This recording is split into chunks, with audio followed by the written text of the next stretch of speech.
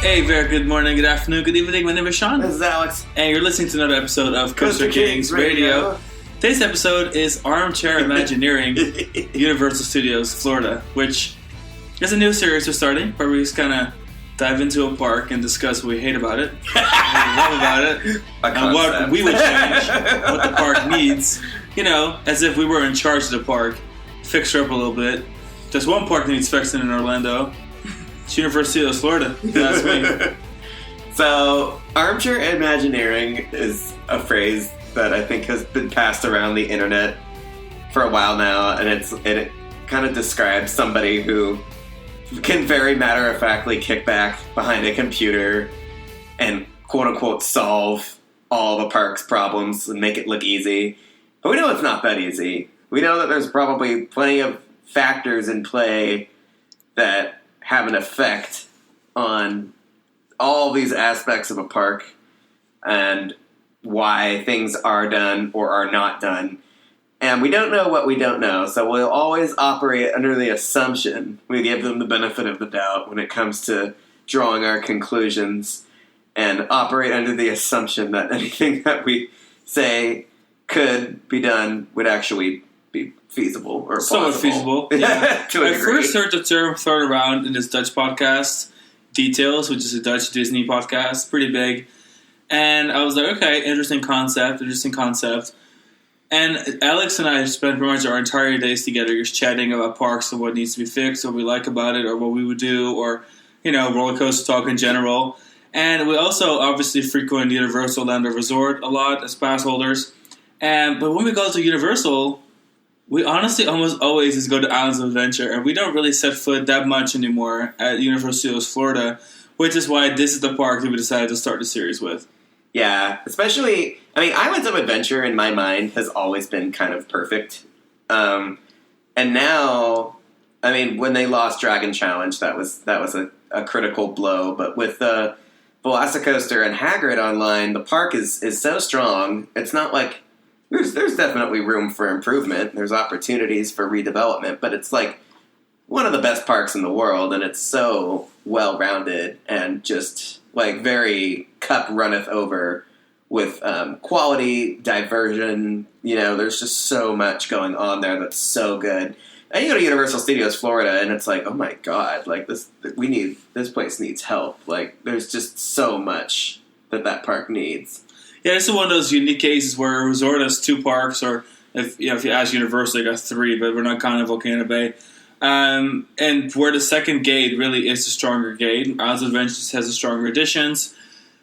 And I almost feel like for marketing purposes, Universal Studios Florida sells itself. It has the name, it has the special events, but then there's the second gate where the new additions are more important to sell the gate, I feel, because if I didn't know anything and the internet didn't exist, and I would walk up and I would have the option to go to Universal Studios Florida or to Islands of Adventure, Universal Studios Florida sounds more like the big deal. And I think that's why it just kind of rides on that and doesn't need to have the quality, as where a second gate like Islands of Adventure has the quality. And I think it's because they've been adding to that, perhaps to keep or increase attendance in a way. I think currently Islands of Adventure does have the higher attendance, if I'm not mistaken. Oh, did it really? I think we saw that number in like recent T reports. Don't quote me on it for anyone listening. You can Google it. But if I'm not mistaken, I think it just barely surpassed Studios. But yeah, and then Universal Studios Florida kind of lacks immersive lands. In fact, besides Diagon Alley, I just don't think there's any real immersion when it comes to the themed lands there. Yeah. That's where, of course, Diagon Alley is so immersive. At the time, like when Universal Studios Florida opened with its various areas, like it was pretty solid. Like you had Production Courtyard, which was like the working film studio, and then you had pretty charming recreations of parts of Hollywood, New York, and San Francisco. And then you had the Amity area for Jaws, and then you had the World Expo area for, it was kind of like their sort of Epcot-y type thing, and that was for Back to the Future, and that was pretty much it. Like, it was straightforward, and the recreations of the of the lands that were recreating existing places like New York and whatnot, like those were cute. They were exactly as good as they needed to be. They were really kind of competing with Disney's Hollywood Studios and their recreations of New York and Hollywood. So it definitely fit the bill at the time. And then Islands of Adventure opened, and other parks did too, but really Islands of Adventure being so good at what it did with immersion theming and being right there on the other side of the resort, it like really highlighted the ways in which Universal Studios Florida's approach to themed areas was no longer like a top tier, top quality experience by comparison. Yeah, and I feel at this time that we're talking about in the summer of 2023, obviously there's a lot of focus on building Epic Universe, and that's where I'm sure a lot of resources are going, but I feel like there are several dead spots at Universal Studios Florida that could be used for e-ticket attractions, but there seems to be very little drive for development. I feel that it's overlay after overlay when it comes to the lands themselves. Perhaps a big show like the Bornstone Spectacular, which we'll get into in a little bit. But really like a drive to make that park the bigger, better park than what it is now, which is the feeling I always get at Islands of Adventure. I just don't feel that at Universal Studios Florida. And I feel like most attractions are kind of like supporting acts. If you were to place them in IOA, they wouldn't feel nearly as spectacular, but they're the big boys at Universal Studios Florida. But at the end of the day, I just don't have a drive to ride them more than a few times in my life. Yeah. Because they're just not that great. That's where I'm IOA. We can go there once a week and session all the rides and be like, this is great. Mm-hmm. And the longer I live here and the more we go to Universal Studios or Universal Orlando Resort, the more obvious it becomes to me that this is a park that can do more. Doesn't necessarily need to for the numbers that Universal is looking for, but from a fan perspective, I feel like the two parks are just not created equal. No. Yeah, I feel like what Universal Studios Florida does is exactly what they can get away with, because they know that what really brings people into that gate, aside from, as you mentioned, aside from the name, is because of the events, particularly Mardi Gras and especially Halloween Horror Nights. What do you say? 1 million? Halloween Horror Nights has an annual attendance close to 1 million. And they make up a significant part of annual revenue and attendance for that gate or for the resort? For that gate, well, for the whole, obviously for the company, but that gate's a significant part of the attendance for Universal Studios Florida comes from Halloween Horror Nights. Yeah. The latest officially released numbers were 600,000 in 2015, but we know that the event has grown immensely since then, with added nights, a longer period, added capacity, more houses. I wouldn't be surprised if it's already surpassed the million, but I'm sure it's close to 1 million in annual attendance. Which, if you think of the park, has about 10 to 11 million visitors a year off the top of my head. That's a huge chunk of what they're doing. And they've got Mardi Gras, which includes a concert series of pretty big acts. I know Marshmallow's played there in recent years. Yeah. Just big names. There's the giant parade everyone goes for. There's a food festival included. And even though the event has launched in 1996, which I didn't quite realize that the event was that old. Now it's really one of their top 2 big events that people do travel for. And Mardi Gras there is a big deal. So between those two events, love that Mardi Gras. There's so much of an attendance pushed into that gate alone, where Universal's Islands of Adventure doesn't have anything to do with either of those. It's not even open when Halloween Horror Nights is going on. That park's is closed, so you're just sitting there. So that's, of course, I think some of the reasons that Universal Studios Florida doesn't need that much change, because they've got events that pull in numbers. Yeah, especially since Mardi Gras and Halloween Horror Nights happen exactly opposite times. One is like bringing in spring, and the other one brings in fall. Universal's, which are historically quieter area, times great opportunities. Yeah, because Christmas and summer kind of fund themselves. I will say though that Universal Islands of Adventure's Grinchmas event has kind of grown into a cute thing. Like, Islands of Adventure is always the one doing the Christmas decorations. But I think that's probably because Universal as a resort is just having a lot of decorations, because Diagon Alley and Wizarding World are in great shape. I feel like there's a lot of thematic Christmas, and then all of the New York sets are. Well, really, it's smart because it's Universal leaning into the cult classic status of the live action Jim Carrey Grinch movie, and like really running with it because it's become like a cultural phenomenon.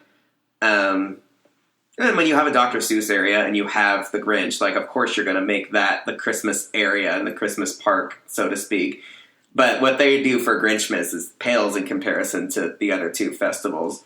In fact, I would say it kind of suffers a little bit from, like, Horror Nights is so massive and takes up so much space that there's infrastructure, there's buildings and space that just sits vacant all year long, except for Horror Nights. And then you have a park that when Horror Nights is not happening, you have a park full of little gaps and stuff that it's like, oh, well, we need that for Horror Nights when it happens. It's like, well, Horror Nights only happens, 2 months out of the year? Yeah, but it's so incredibly profitable. Yeah. But I will say, though, in a way, unfortunate. it has a bit of an Epcot status, but it kind of feels like it's dead, or there's not much going on at Epcot. Like between food festivals, you're kind of like, wow, I really wish there was more to do. And that's kind of what it is with University of Florida as well. Like when it's Christmas or Mardi Gras or especially Halloween Horror Nights, it's like, wow, this is the park to be at for the season. But in between that, with just quite big gaps, especially when you think about the summer season. Summertime. I guess cannot be bothered to even set foot in that park. It's like, what is going on here? That's what we're going to discuss. So we're going to discuss with some of the newer stuff, which is the announced DreamWorks Land and then the just opened Minion Land. We'll start with talking a little bit of DreamWorks Land. So DreamWorks Land was rumored and then officially announced. I mean, it was obvious because the construction walls had various DreamWorks properties on them. And then it was officially announced, and all we really know for certain is that we're getting Shrek's Swamp replacing the Fievel Playland of kids. Do need to make a really quick note that by the time of this recording, it is early August. We are pre-recording some of our episodes for this season, so if there's more information out now, there might be more. Yeah, but this is as of early August 2023. As it stands, there's only so much that we know. Like the tree for the Shrek Swamp is just now starting to rise. And then we know that there's going to be a Kung Fu Panda reskin of some of the Curious George Goes to Town infrastructure. Some percentage of that is being repurposed and reused for Kung Fu Panda. And then, of course, the Woody Woodpecker Nut House Coaster is going to become Trolls. Those are like pretty much... And then they're going to do something in the theater, which they had that DreamWorks... Destination, that's what it was called, the show where Barney was, and now I think they're gonna like permanently retrofit that theater and make it a DreamWorks character show, kind of similar, like a more permanent version of what they were already doing before they closed the area. So it's pretty straightforward. It's not going to be a very dramatic or particularly substantial repurposing of Kids Zone. It's certainly going to have characters that are more popular, but the roster of attractions is really not going to change much. Which is a little bit unfortunate to me. I really would have wished for DreamWorks But Land. not terribly surprising, is it? It's not surprising, but this is kind of what the episode's about. I would have wished for DreamWorks Land to have been a more fleshed out, themed land, perhaps even with Pokemon, which we know that the Pokemon licensing works a little bit differently than most of the Nintendo licensing. But given that Nintendo is coming to the Universal Parks, and obviously there's 2 areas under construction at Epic Universe, it would have been great to kind of apply the Wizarding World formula and be like, all right, we've got several installations of Super Nintendo World throughout the different parks, and a Pokemon Land would have been a really great family-friendly attraction. Could have been very interactive. They are saying DreamWorks would be a highly interactive area. Could have been really cool with Pokeballs or anything Pokemon related. Could have added a big dark ride or even a Pokemon Arena for a show or something in that land. And in my opinion, reroute the entrance to E.T. into the Hollywood Boulevard area, so that way you could have used everything up to all the way the SpongeBob store, like all the way up front there where Animal Actors is. That could have all been incorporated into one big land, and then have Springfield be the next land. Now it's kind of loose because you got Springfield, and you have the World Expo remains, and you have the SpongeBob awkwardness, and then you have E.T., and then you've got the DreamWorks Land. At the end of the day, it's going to perhaps feel even more disjointed than it already felt. Yeah, it's starting to look like a lot of the issue with Kids Zone is going to be the same issues that it always was, except now we're just going to have more relevant properties. I think Pokemon... I think the dream for Pokemon at Universal is still alive, especially in Japan, because their Spider-Man ride is rumored to be turned into a Pokemon ride, which is going to be, if true, is incredible. I'm hoping that the reason why Kids Zone was passed over for Pokemon was just because they're ready to develop that area sooner than Pokemon at Universal Parks can allow for right now. And as we're, hoping to convey with this episode, there's so much opportunity for redevelopment in this park that, if not Kids Zone, then some other area of the park hopefully will be on the receiving end of a Pokemon component for the Super Nintendo multiverse world between the three Universal Florida parks. So another land we need to discuss is going to be Minion Land. It just opened. Well, can you call it the land? Is my real question, because they have the logos for it. Doesn't even know what it is. It's not even a land. It doesn't know if it's one Minion side of the Land street or Illumination Avenue. I really can't with it. So Minion Land is practically a loose overlay from the production central area of the park, where Despicable Me, previously Shrek 4D, and now the Villain Con attraction, Hollywood River Rocket, and Transformers are, and then also where the Monster Cafe was. But then Transformers' entrance is on the clear opposite side, so that's now rolled into New York, even though previously it wasn't. And then now you've got Minion Land, which is just taking over the building of Shrek, Despicable Me, and then where the Monsters Cafe was. And that's kind of like Minion Land on one side of the street. And then you've got Rip Ride Rocket that's still part of Production Central. I mean, it's only getting worse now you think about it. This is exactly what happened. It's getting worse. This is exactly what happened when they added Springfield, because they took some of World Expo and made it Springfield.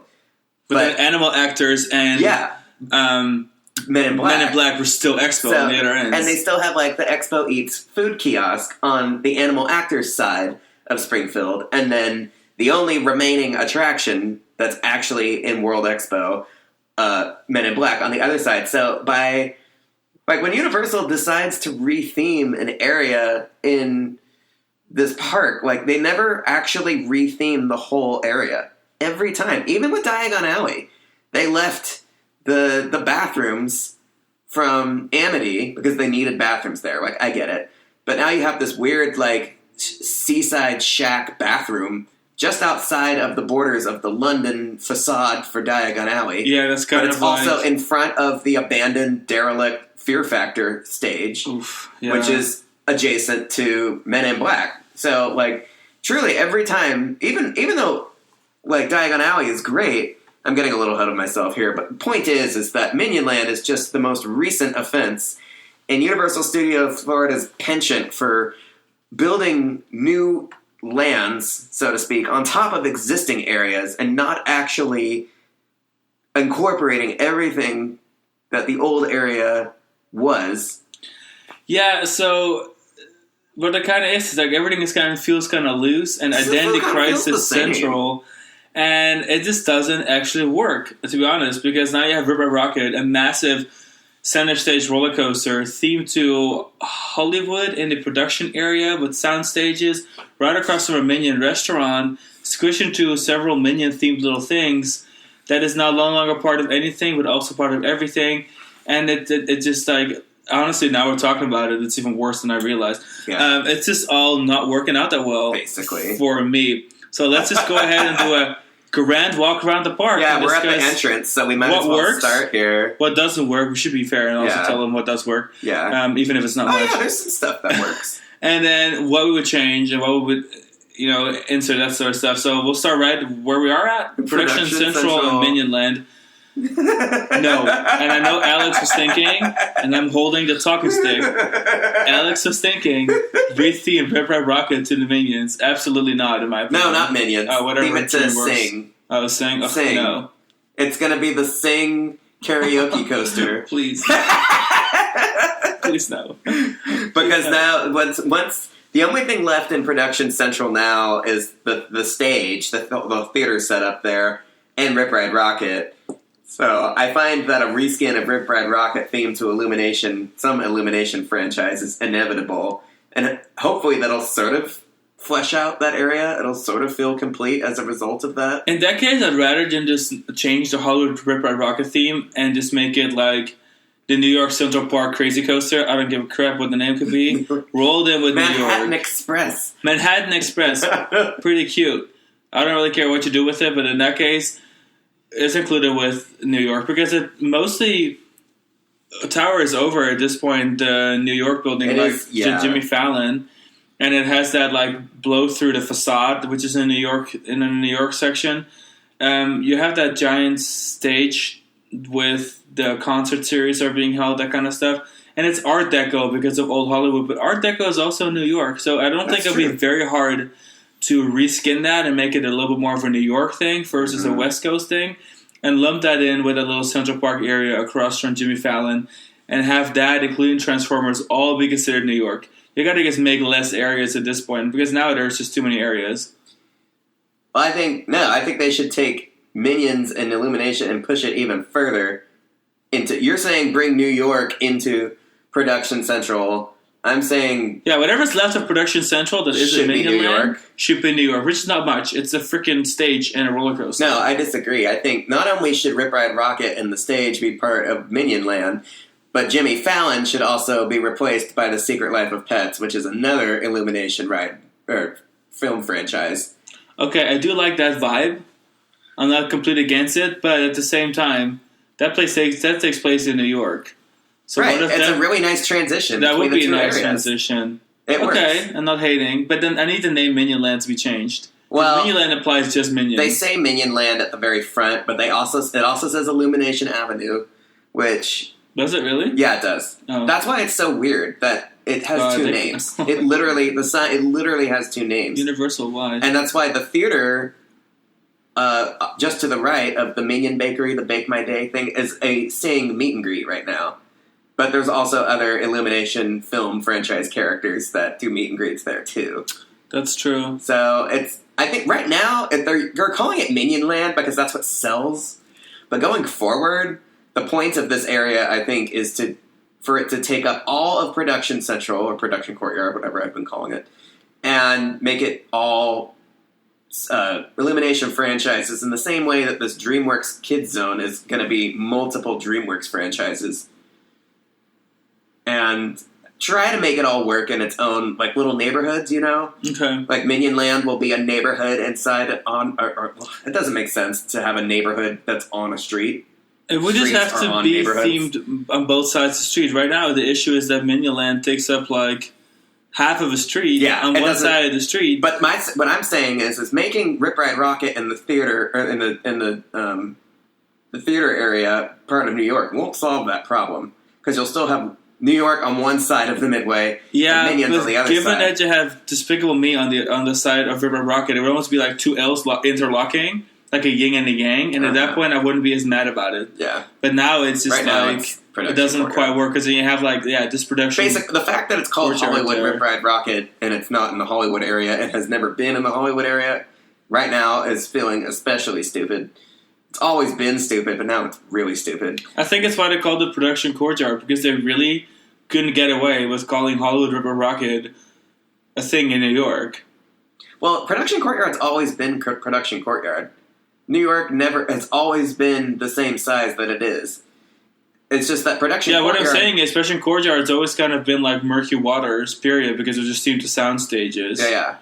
Well, the majority of the ride hovers over New York. The functioning. Yeah, true. Well, a lot of the ride, the ride is huge. I mean, you could argue, technically what the ride hovers over is the sound stages, or the former sound stages, so... Either way. It's complicated. That's involved in New York. But, yeah... Actually, let's go Hollywood. We'll do the loop in that direction. The Hollywood area is so cute, and I wish that the Bourne Stuntacular... it's a great show, but it's still a show. And it doesn't exactly have a lot of, replay value. It's not the kind of thing that you need to see all the time. Because between Bourne Stuntacular, which again is a really, really good show, definitely recommend, and the Universal Endless Horror Makeup Show, which also is a really good show, there isn't too much going on that street. It's a really big avenue, which in Universal Studios Japan is in the exact same spot, but it houses Hollywood Dream, which is, the big roller coaster, the big Medium Hyper Coaster, which River Ride Rocket is the knockoff version of it, really. Mm-hmm. The cheaper alternate version of it. I feel like that street has much more potential, but it doesn't seem to lead anywhere important currently, because it leads you to Animal Actors, which at the end of the day is also not that important. Yeah. And the two shows are cool, but they're not much of a time commitment. They're not big attractions. And then you have the ice cream parlor that's occasionally open. You've got a tribute store now, otherwise is also an abandoned space. It doesn't feel like there's a whole lot going on. And the majority of people, especially because in order for you to enter Hollywood Boulevard, is you have to take a sharp right turn once entering the park. So majority of the people don't even go in that direction because they go straight into the park. They go straight from the gates, straight ahead where all the stuff is at. So it's a big, beautiful land that's lacking practically everything that it needs to be a successful land because there's no big e-ticket attractions. Mm-hmm. And Transformers is too far away from it. Mel's Diner is too far into the park. I almost wish that E.T.'s entrance was rerouted into Hollywood Boulevard, almost like a theater. Like, imagine like a cinema entrance. A little movie theater. Yeah, like a little movie theater entrance, now showing classic E.T., whatever, and then you go in, and then you end up on the right. Like Runaway Railway. Like Runaway Railway. Because currently the queue and entrance for E.T. are very old Universal, which practically translates to a loose soundstage vibe, which is not great. Especially not immersive, if that's what we're talking about. Plus the entrance and the location of the entrance and the positioning of the entrance, it just doesn't... It's never made that much sense, and it really isn't going to make any sense now. Yeah, and if you rerouting it shouldn't be impossible at all, because the queue and the exit are in favorable ways where it spills out, because the queue is still further away from Hollywood than the entrance than the exit is. So the exit and entrance could easily be rerouted without having to change much. If they really wanted it done, they could do it. Now there's a little Starbucks in Hollywood that's inside the restaurant. Yeah. And if you were to use that building, you could by that way alone, you could just reroute the queue behind the NPC Preview Center. Mm-hmm. So there's options. Yeah. And then maybe anything else that would spaciously allow anything else to be built in that land would be really great. But even if it was just E.T.'s entrance being there, it would feel like there's much more going on in that land. As where right now, I just feel like it's almost like a deserted little street. It's almost kind of creepy sometimes. If they weren't incessant on making the Minion Blast ride where Shrek was and creating Minion Land out of that, they could have routed the entrance to that show building's attraction to Hollywood as well. The queue for Minion Blast is just backstage that is in Hollywood. Behind the restaurant. And you just blow the doors open on the freaking maintenance entrance and you're in the queue for Minion Blast. So for me, it just feels like they just can't decide what to do with Hollywood. This is a theme with this park. They don't know what to do with the existing themed area that they have. So... And adding e-tickets. So they're just avoiding adding rides to these areas. Because San Francisco, it's like the same problem.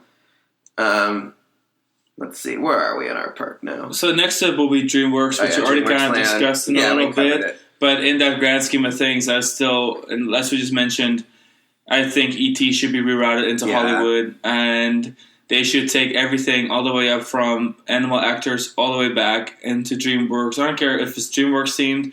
We just need a major attraction that isn't a show or isn't a repaint of a little roller coaster back there to make it a fleshed out, substantial land. That's kind of what I'm going to say. Like, I really feel like that is what's lacking.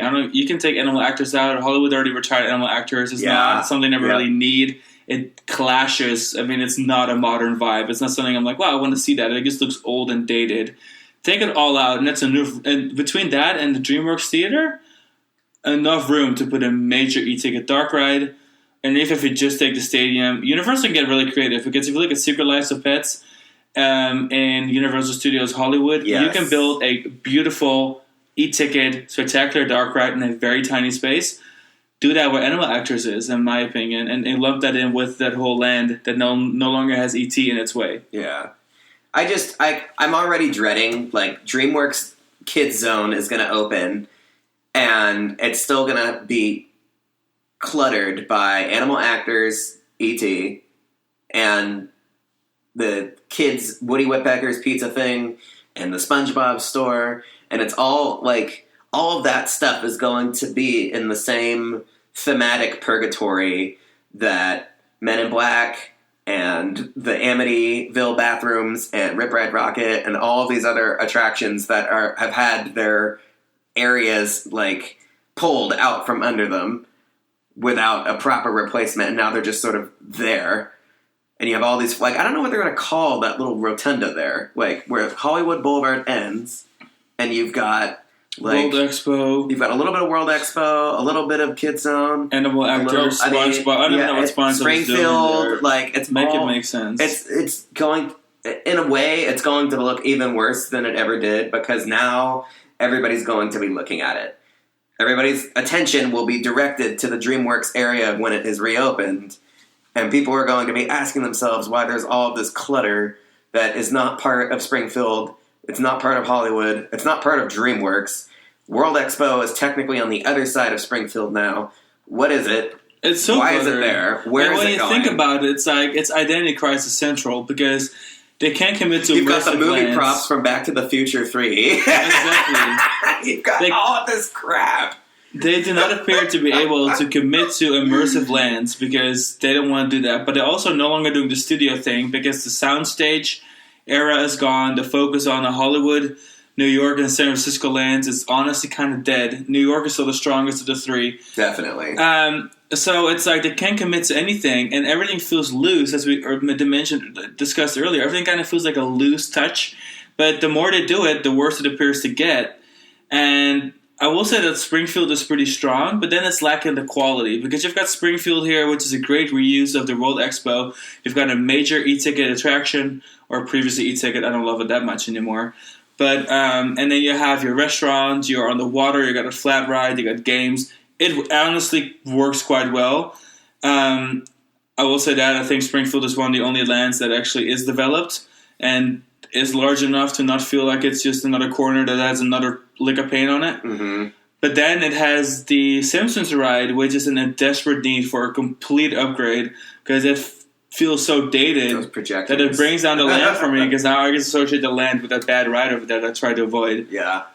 Because, again, everything there kind of feels like a supporting act. That ride cannot carry the park. Most rides there can carry the park, but definitely not Simpsons. And I feel like Simpsons, if it were in its good shape, say replace other projectors, upgrade technology a little bit, then, or even perhaps remaster the film and then update projectors on it, it would be a land that would really hold its own. I'd be like, okay, I'll ride it once in a while, it'd be cute. Now I kind of avoid it because I feel like every time I ride it, I'm like really disappointed with how aged it feels. I think when I first pulled up, after seeing Springfield in person and then pulling up old pictures of World Expo, my first thought was like, oh, they didn't change it a whole lot. Like, it's still kind of the same. The International Food Fair was the name of the giant food court that is now the Simpsons food court. But a lot of what they did with that area, the details and things that they added on the waterfront side, World Expo, at least the part of World Expo that was in front of Back to the Future and Animal Actors, was definitely a blank canvas, and I think they didn't really know what to do with it anyway. So that was an area that was primed for redevelopment, and they got the redevelopment, and it is, for the most part, it is working. And you're right, getting the little flat ride in there was a huge improvement. It doesn't seem like much. I really wish that they were getting a little flat ride in the DreamWorks Kiddie area too, like a teacup thing or just something to give it a little more substance, because they need more stuff like that at that park also. Well, yeah, and the Duff Brewery, great addition. Everyone likes a good spot to hang out, a nice bar inside a theme park that's very modern. Donuts in the taco truck. When they added that in 2015, and I actually went to the opening, the media event for the one in Hollywood. It was a nice addition. It transformed a major walkway that would have otherwise just been a walkway, connecting different parts of the park, into something that was more meaningful. And I think in a way that's also the case here in Florida. Having a brewery on the water, it's pretty chill. During Christmas, I remember we went down there once and kind of sat there and watched all the London Christmas lights. Mm-hmm. So there's lots of places to sit. Yeah, lots of places to sit, lots of places to eat, lots really of dining, good area. Capacity. And again, very varied. Flat ride, dark ride, well, whatever you call the simulator. Yeah. Games, that's all actually pretty good. A lot of indoor space, which is in the Floridian Park, needed. So I'm actually going to say that besides the quality of Simpsons, which really needs to be improved, of the ride, yeah, that land itself is actually one of the better steps they've taken towards a more immersive area. Yeah. Of course, not discussing Potter. But then we're back into the World Expo, which is going to be like the Men in Black Fear Factor. And then you get on corner. the other side of Simpsons, and you enter the area that is now, and it's so ironic, because like World Expo used to end now where it starts. Because when World Expo was established, the area that Men in Black is located in now was the Wild Wild West stunt show, which they completely demolished to build Men in Black and to expand that area out. And that Fear Factor came shortly thereafter, and Fear Factor obviously was also part of World Expo. There's not a huge overarching theme here, but the point was that World Expo contained these 3 attractions, and that Fear Factor was not part of Amityville, although it kind of sounds like it could have been. But now you have Men in Black, which is by itself in its little mid-century mod, 1964 Queens, New York World's Fair aesthetic. And it's got its bathrooms and its gift shop and its arcade and the Coca-Cola spot and the timeshare kiosk and all that good stuff. And that's it. That is now the World Expo. It's so funny we're looking at a park map online that actually has the areas positioned, and like the park maps on the app like won't even acknowledge some of these areas exist. And I think because it's partially like an embarrassment with Production Central and World Expo still technically existing, but like barely. So I feel like they are aware that this is an issue, but they are like, for them, for the Studios Park in Florida, it's like, well, we have themed areas when we want to. It's almost as if Epic Universe is the big overcorrection of the problems that this park has, because now Epic Universe is like only immersive lands, one way in, one way out. The Diagon Alley formula, perfected around the entire gate. Yeah, because Universal Studios Florida probably in its lifetime cannot get its act together when it comes to the themed lands, what belongs in each. I mean, previously to DreamWorks land being developed or now under redevelopment, whatever you want to call it, Woody Woodpecker's Kid Zone was also this crazy mess where animal actors at Barney, Curious George, Woodpecker, it was everything. Fievel, E.T., Pizza, SpongeBob. I mean, this is just like at least mesh. DreamWorks in its own way sort of works as one. Because at least it's universe. The same, but having so many studios and brands, not as long as one, SpongeBob and E.T. and Animal Actors and Woody Woodpecker Pizza are still there. So yeah, it's wild. Now I will say that on the topic of Men in Black, Spectacular Dark Ride actually really good. Biggest downfall is location of the park. It's all the way back there, and I usually don't even feel like going back there. I think if they were to add something else really noticeable next to it in the Fear Factor area, that would be really, really useful. Yeah. Either they do that, and it's some original ride that fits well right next to Men in Black. That works in the World Expo. Exactly. Realm. Which is so loose that you could just have a cute facade and make it some sort of pavilion and it will work. Or, which had always been the rumor, and that from many, many sources have mentioned that there have been Phase B expansions or Phase 2 expansions for Diagon Alley and where Fear Factor is, which would kind of make sense because once you're in Diagon Alley, there's that giant gate that goes to backstage that is on the Fear Factor side, which looks like it could be a grand marquee under the train tracks for another attraction. It's right in between the Hopping Pot and the Celestina Warbeck stage. Exactly. Perfect. Which that entrance would lead to the plot of Fear Factor, which Fear Factor is large enough to put either a D ticket or like a secondary ride for Diagon Alley in there. Which I think at the end of the day still choose over having something next to Men in Black that's themed to the World Expo, because at the end of the day, the Harry Potter attractions are just more spectacular. More money goes into them. Their expectations are higher. There's contractual obligations to Warner Brothers and the Harry Potter franchise where you're just getting a quality out of a Potter product, and that's what's been safe in the park so far, so why not do it again, if that makes sense. Or Plan C. They leave Diagon Alley the way that it is, because it's pretty solid the way that it is. It could use another ride, but we could always use another ride. As far as things that work in this park, London/Diagon Alley is the strongest by far the thing in this park that works the best. And it has such a strong lead over the next best working area, which is New York. Everything else in this park is really, the way that things don't work in this park is highlighted by how stunning and perfect Diagon Alley is. And the New York area, or not New York, the London area in front of it. But yeah, or Plan C, They completely eradicate. They leave Diagon Alley the way it is, at least on that side. They could always expand into San Francisco later if they wanted to. Yeah, a night bus. Give us our night bus ride where Fast and Furious is. Demolish back Men in Black and demolish the Fear Factor stage and give us Pokemon there. Yeah, I don't hate that idea, but I will say that... and I would hate to see Men in Black go.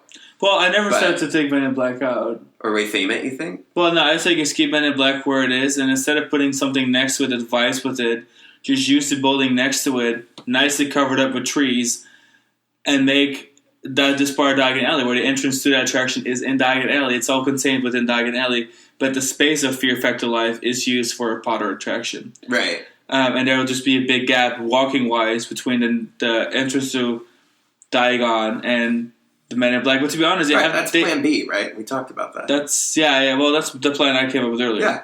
Yeah, and you just had that bridge, and you can honestly demolish the whole walkway that passes Fear Factor, in my opinion. Yes. Because you have a bridge already that goes to Men in Black. Do something about the Amityville bathrooms. And then you just move the entrance of Men in Black forward just a tiny bit to where the bridge ends and the Coca-Cola stand starts. But then it's so sad, because like Men in Black is still in its own like little neighborhood. Well, it wouldn't be a neighborhood if it was just a marquee on the end of the bridge. It was either Simpsons or Men in Black. That's it. Yeah. Not even a neighborhood. It would eradicate World Expo altogether. That would just be Men in Black, period. And then the walkway from Men in Black all the way over around to the Amity restrooms, take that all away. Use it for expansion space for a building. Yeah. And that way you can fit a major attraction in Diagon Alley. I just still feel like... I guess what I'm saying is I think World Expo either needs to gain another attraction or it needs to disappear. Right, but disappearing means that Men in Black can still exist except for the World Expo ideas. But then where is Men in Black? It's going to be there, and it's just an attraction. Men in Black doesn't have to have a land. Yes, it does. We're saying that... It does not have to have a land. No, orphaned attractions in this park is a problem. Yeah, that's because they're orphaned in another land. If it's just like, if the end of the walkway is just Men in Black, that's it. There is no land that it fits in. It's literally across a little bridge. You have a bridge that goes to Men in Black. I mean, that's essentially what it is now. Right, except for you have the giant walkway of nothingness past Fear Factor. I say, take that walkway of nothingness, take the stadium that's empty, demolish all of that, and build a giant show. I mean, I agree with you. I just feel like Men in Black... I feel like, well, it's less about Men in Black and more about the park and the fact that everything in this park should be an area. Every ride that exists should be in an area. And if there's not... That matches the ride? In some capacity. Because you're saying Simpsons and Men in Black don't really work together. They obviously don't. I'm telling you, that is correct. Yeah, so the problem is World Expo either needs Here's to be the thing, the problem is better, that the location go away. is too good to keep at World Expo, but Men in Black is too good to take it away. Fair. So we have to find a happy medium where Men in Black exists, but no land around it because it's not worth it. Oh, it's over 20 years old. The franchise is verging on irrelevancy. Which is the problem with the location because nobody cares enough to go back there. And it's a likable ride, and it's really cool. Right, but once you're on it, it's good. Feel like they could just take those two attractions. I guess what I'm saying is I don't need the Diagon Alley expansion as badly as I need Pokemon. But Pokemon, so you're saying change it into a dark ride from Pokemon, build more Pokemon all around it, and that becomes a Pokemon corner. Yeah. Attracts enough people to walk all the way back to that side. Yeah, take that loop between London and Springfield and make it Pokemon. That's my plan. That's not a bad idea. Cerulean City. Okay, it's cute. It's a Pokemon place. Right, no, I figured that. No, it's cute. I will say that I feel like ever since the Wizarding World, the Harry Potter parts of the park, the lands came out, it has always been one of those things where it's like, okay, there's these perfect expansion realms that everyone thinks about. Yeah. And obviously Ministry of Magic is one of them. So excited we're getting in the Epic Universe. There's one left. And I think we both know we're talking about Azkaban. Yeah. It's the dark, scary... It's like it's one of those edges where like we gotta explore this. Yeah. If we're gonna know, we're gonna get quality because Potter equals quality in the Universal theme park realm. We're not like that is a safe bet for me, and we know that Hagrid was super popular. Obviously, we know that the previous Harry Potter rides are massively popular. You have You have a Ministry of Magic already under construction, which was the next thing that we really wanted. I think whether you take San Francisco and destruct it and use all that space to add an Azkaban, I think in the future of this theme park realm, I want to see an Azkaban somewhere. And if there is a park that needs a big, important attraction, it's this park. I think, well... I don't care where it goes. They definitely, when you look closely at Diagon Alley, it's obvious that they left themselves room to take it all. They're like, there is a version of Diagon Alley that exists only in concept that includes World Expo and San Francisco. You're right, because I want to add one quick note. It annexed and for anyone that knows the layout all of this park. For anyone that knows the layout of Universal Studios, of Diagon Alley, knows that you have two very clear portals that lead to something else, which there could be an expansion. Backstage, but it's so even though King's Cross is technically in the way, you can get creative and find a way to route a queue around King's Cross to use a major e-ticket space on the San Francisco Fast and Furious they would use side. escalators or something a la Super Nintendo World, or just route it around underneath the train tracks where the train actually runs. Yeah, it's doable. Not always doable. It's there's obviously if Indiana Jones Anaheim can do it, Anaheim can do it. Exactly. There's obviously a version of Diagon Alley that exists in the minds of Universal Creative where Fast and Furious is replaced with something from the Potterverse. And more than likely, that would just leave San Francisco to just be a facade, which is not... I don't hate the idea. It's got a nice vibe with the restaurants and the bar and stuff. Like on the water, the wharf, you could do worse. Good restaurant. Yeah. Was it Lombard? Yeah. You could do worse than that area just being a facade. Especially since, with Fast and Furious being as bad as it is, you just sort of forget that it's there. And that's exactly, basically in practice, San Francisco is a facade. In my mind, San Francisco has just been decorative ever since Earthquake closed. So to take that ride show space and give it to Potter and leave San Francisco as a facade is pretty much exactly where I'm already at headspace-wise, except we would have a good ride there. Yeah, and the space is so large because Fast and Furious takes up a lot of space. It takes the up largest ride. A previous dark ride show building plus a whole theater and turn it into this massively disappointing attraction. Literally massive and disappointing. Literally disappointing. And so much could be done, and no one would ever have to know there was a facade or that there was a show building in that space. So just expanding on the possibilities of Azkaban, especially given it's on the side of the Nocturne Alley part of Diagon Alley, which is the darker, but the dark wizards go. Yeah. Honestly, it would all work out pretty great. I would love an Azkaban themed major dark ride in that side of the park that would just lump all in with Diagon Alley. I think it'd be great. Yeah. And then keep San Francisco facade, or even if you have to, split San Francisco into two buildings, Azkaban and anything else, just San Francisco themed. I don't care. There's things they could do with it. Yeah. Perhaps a show. Even if it got to that point where if you want an attraction in San Francisco, you could do that. But that giant show building is one of the largest show buildings in the park, if not the largest. It's the biggest. It's not used for the ride property. It's got to go. Fast and Furious. It doesn't even belong in San Francisco. Like the whole ride was designed to be themed to LA as part of the Universal Studios Hollywood tram tour, and then they just loosely photoshopped San Francisco into the background of the final scene. I mean, it's just the cheapest shit in the world. I'm sorry. It's just not good. I will say, though, I wrote it the other day because I felt like torturing myself. Wow. And there's a single rider line. I was by myself. I was bored, Fair. And I wrote it. And you know what's funny is I will say that it's not as bad as I remember it being when we wrote it our one and only time years ago. I've written it a couple times since. And the single rider line goes straight to the station. So the queue portion and the shows part, that was actually kind of cute. I remember liking to a degree. That was all skipped. But I gotta say, like, I rode that ride. It had a half-hour queue. Every seat was full except for mine. Where the one spot that they had for me on the bus. And people love that stupid ride.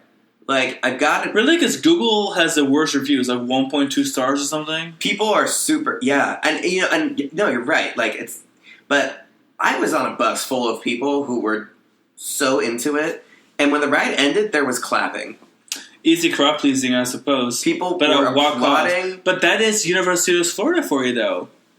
That is where the standard park. is. That's where the standard is. Like, the park doesn't need to do a whole lot to make the people happy and pull the numbers and get the money. There was literally like oohs and ahs and stuff. Like, people were so into it. There was like 100 people that were just like into it. That explains how we get Minion Land. Yeah. So I guess in some weird way, Fast and Furious actually sort of works because apparently it sells merchandise and it is a capacity beast, and it somehow still collects a line. So for whatever reason, people do ride it and do enjoy it. Like, I guess I'm saying it's not necessarily the dumpster fire that we frequently refer to it as, because if it was that bad, people wouldn't even be riding it, and people do. Fair enough. And if I'm not mistaken, the ride was only part of a 10-year plan, a 10-year licensing. Yeah. So with a little luck, there really is something grander in that space. But how many times can we do loose 10-year plans inside one theme park is my real question. Again, I like the area of San Francisco. The ride within takes up too much space for what it does. And it just kind of sits there in the middle with, if you were to compare it with other attractions at the gate next door, it'd be like, nobody would ride this. Because even Kong is the fast superior version of that concept. Yeah. Now let's move on to New York, the biggest area of the park. I think the second most successful area of the park. Yeah. Great theming, great facades, all kind of works. You got your parade route, you got your area for your food festival with your Central Park, major roller coaster, major e-ticket dark ride, because I will be lumping Transformers into New York at this point, because technically it's Production Courtyard, but that entrance is in New York. Like, that entrance is nowhere near Production Central, whatever. And doesn't the ride take place in New York? Isn't that the city you're in? Or is that like a fictional? I think it's a fictional, city? A fictional big city, because it just applies like Hollywood, Beijing. Like, it's never really specified where you're at, if I'm not mistaken. Yeah, that's fair. If I'm not mistaken, don't get me wrong. But I think it doesn't really matter where it's at. But I was going to include it in New York now, especially now that Minion Land is built on the other side of it, where there's a clear transition from the I've always considered theme to theme. Part of New York. Like, I didn't realize until I looked at the map right now that says right over here, Transformers Ride 3D Production Central. It's in Production Central. That's funny. That's before we start talking about New York, I want to include that in the New York part. Definitely. New York, I think, is the easiest one. New York City, everything interesting happens in New York City. So there's always some franchise, like, even if it's not that interesting, like Jimmy Fallon, there's always some franchise that is happening in New York City, and you can theme it to that. Actually, when I said earlier that New York City is the same size that it's always been, that was a lie. Because when the Twister Ride It Out experience was where Jimmy Fallon is, that was still part of Production Central. And New York started on the other side of it, if I'm not mistaken. Or maybe it was vague. Like, maybe it was... But point being that the Twister experience was not New York themed. Like, it had nothing to do with New York. But then Jimmy Fallon replaced it, and it's like a hood ornament for the New York area now.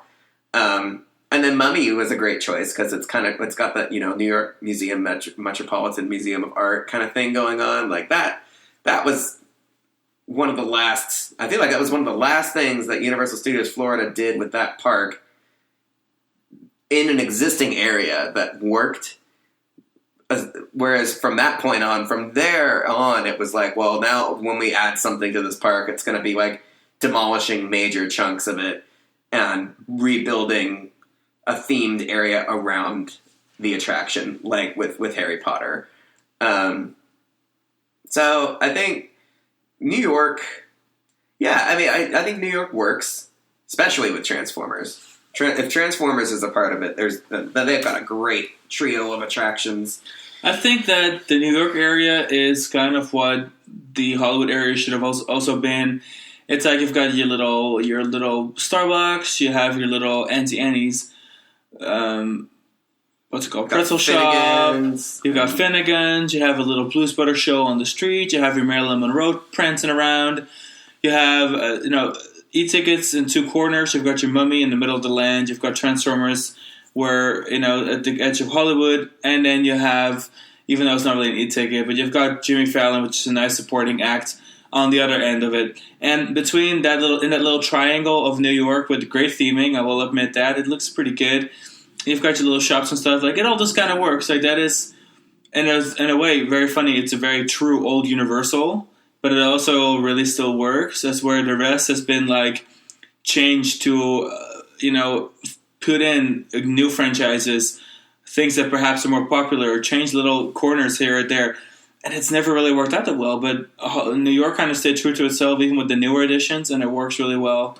Which is something I really like about the park. And not much I would change. All the old, like, city stuff, the New York, San Francisco, Hollywood conversion for Universal is actually really good. Like, considering it's a conversion of 3 city areas, they're still metro, they're still downtowns, so the bleeding is not too bad. And I'll meet by the water. I find the area where those rides meet, right, where Transformers is, Mel's Dine-In Transformers, and, like, Beat Builders, that's what it is. Beat Builders, yeah. And, like, the entrance to Fast and Furious. Like, that's a cute area for somewhere that flips through themed areas so rapidly between the 3.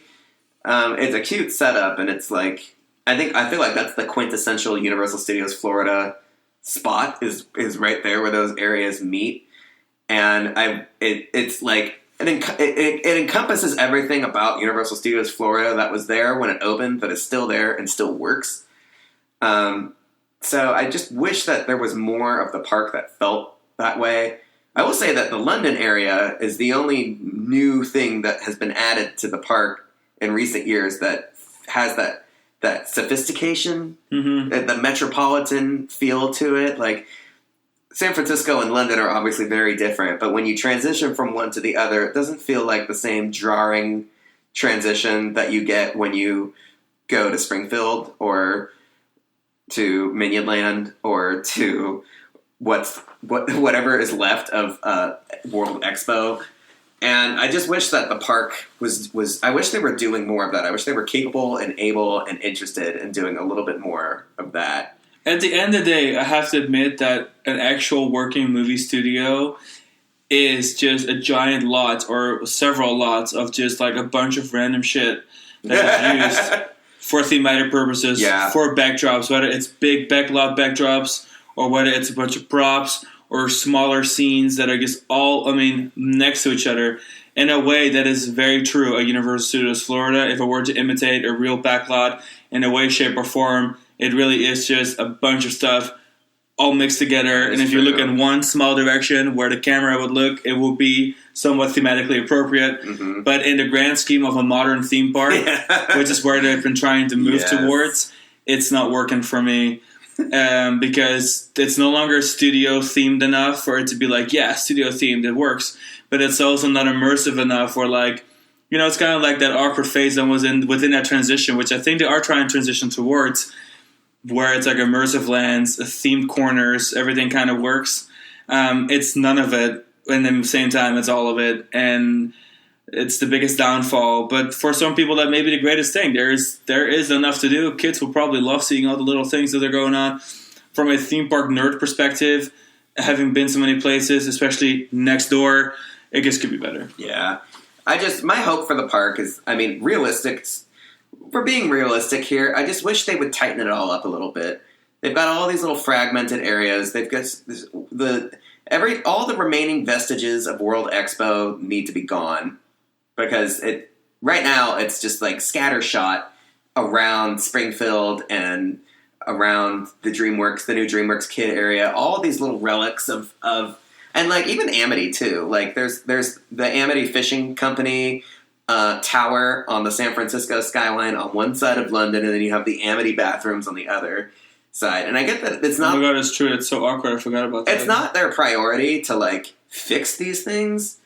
But when you go there a lot, you see this place a lot. It's so weird. All these little fragments, all these little chunks of old stuff that is just sitting in some kind of purgatory. And I just wish it was all tightened up somehow. I don't exactly know what the future is for the Men in Black and Fear Factor area, but I don't think it's World Expo. Like, I don't know if Universal really sees Men in Black staying another 10 years from here. I just have a hunch. Well, you are right, because at the end of the day, the park is not as limited on land as one may imagine based on the lack of investments in big attractions, but it isn't like there's just fields around it either. And so when you're going to look at what space, because the park loves replacing things, as we've talked about, if we're going to talk about like what space is like, if you want to build a completely new immersive land, there's practically perhaps only one or two areas of the park that could work. You've got San Francisco, because at the end of the day, you can rip out whatever's in the show building and retheme the land around it and make that a big project. Or you've got the end of World Expo, Fear Factor abandoned stage, and you've got your Men in Black, and you have a whole walkway to work with that practically is not used for anything really. If you take that is the only other big space you have in the park. It's a perfect if you want to campus. Demolish it, start fresh, or even just repurpose buildings and make that a new land, that is your only real shot at it. So, I think you're right. I don't know how long Men in Black is going to stay, but if there is one place to do another Diagon Alley quality immersive land, that's going to be it, I think. It would be easy, too, because you've got that little bridge that circumvents Men in Black and the Fear Factor stage. Which would circumvent the new land. You would just, you could literally lop off the midways on either side. You leave the Amityville bathrooms, too, for now, until you build new bathrooms or something. And you could take that to the dirt. And there would be very little operational impact on the park because that midway that circumnavigates just those two plots is still there. Yeah, that you wouldn't bridge have to will be do there. anything. It's not like the weird rotunda where Hollywood meets Springfield meets World Expo meets Woody Woodpecker Kids Zone. That circle is a little more complicated to fix because it's right in the middle of a major artery. And whatever they end up doing to tie all of that together, I don't know what they're... I just wish I knew what they are thinking with the leftover tidbits of Woody Woodpecker Zone, the Animal Actor Show, the Pizza Place, SpongeBob, and most importantly, E.T. And, where are these rides? Where are they located?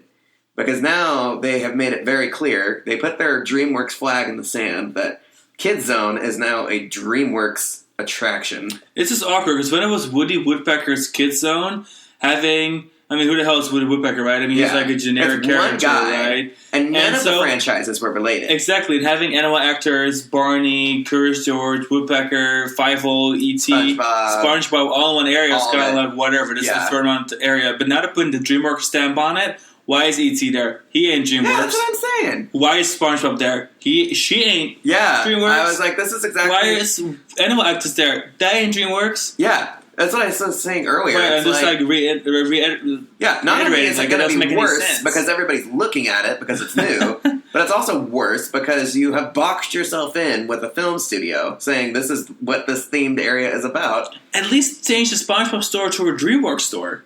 I just don't get the logic. I don't understand why we're going so cheap on these projects where we're practically doing nothing but painting stuff, putting in a overpriced food item and calling it a new land.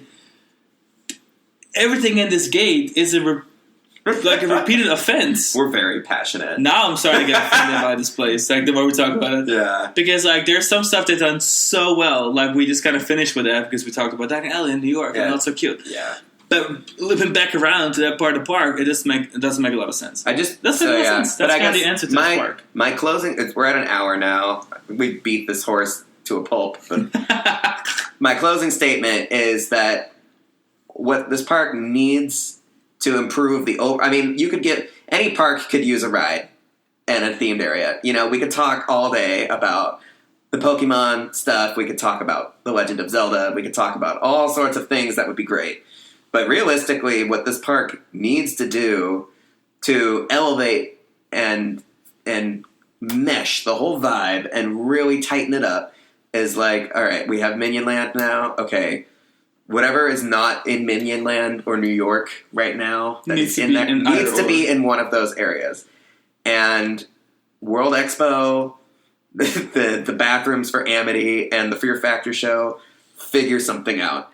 And then the conversion of Hollywood, Springfield, Woody Woodpecker's Nut House Animal Land. Actors, E.T. All of that fix, do something. Those 3 areas, and I think the Rip Ride Rocket area is the easiest, and it's also going to be... That's a Lazo problem, because at least the Art Deco matches the Art Deco of New York. If that doesn't get touched, that's whatever. That's the least offensive, the easiest to fix, and probably the most likely to get fixed. Yeah. Because I think the illumination money going into that corner of the park, I don't think they're done yet. I think this is phase 1. I guess I would like to point out that I think Minion Blast is interesting. It's cool. It's not like the greatest, but it's not the worst. I think it's a cute concept. That's another thing I wanted to say. Oh. Hold on. Well, my point is that we have a new next generation shooter, and now Men in Black is not like the shooting dark ride in the park anymore. I'm not saying that they're similar. Good point. They're similar on paper. I'm not saying that I like one better than the other. I like Men in Black better, but that's not the point. Now, from a marketing perspective and from a guest perspective, they have 2 similar attractions, except one is 20 years newer. So that could complicate the future of Men in Black even more. Good point. Having said that, I want to close this out and say that we don't hate this park. We just love it, park. And we're so passionate we want more for it. And realistically, it's just not as strong as the gate next door, and it doesn't look like Epic Universe is going to be any weaker either. Yeah. So it's time for, if we want all 3 parks to be equal in 2025 when that resort opens, Universal Studios Florida better get more than just a lick of paint. Yeah. Sorry, that's the harsh reality. Yeah. And with that, we're going to close out this episode. Don't forget to follow us on Threads, Instagram, TikTok, Facebook, YouTube, all the above. And if you haven't hit that subscribe button on any of the platforms you're listening on, that would be a great time. Leave us a review, especially on iTunes or Apple Podcasts. We would sincerely appreciate it. It would help us grow. And we'll see you guys on the next episode. See you next time. Bye. Bye.